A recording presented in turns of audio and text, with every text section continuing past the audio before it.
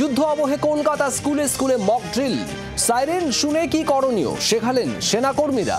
প্রথমে দেব দক্ষিণ কলকাতার একটি বেসরকারি স্কুলের ছবি।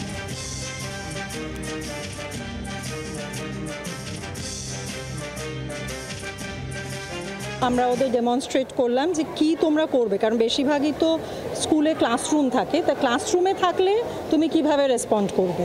তো সেইটা ডেমনস্ট্রেশনের পর আমরা একটা মক এক্সারসাইজ করলাম, যেখানে আমরা আমাদের নিজস্ব যে ফায়ার অ্যালার্ম আছে সেটা বাজিয়ে বাচ্চারা সেটার আগেনস্টে ওরা মানে যেটা করলো সেটা হচ্ছে যে যে যেরকমই ছিল ক্লাসরুমে তারা টেবিলের তলায় ঢুকে মাথায় হাত দিয়ে যাতে মাথাটা বাঁচানো যায় সেইভাবে এক্সারসাইজটা হলো।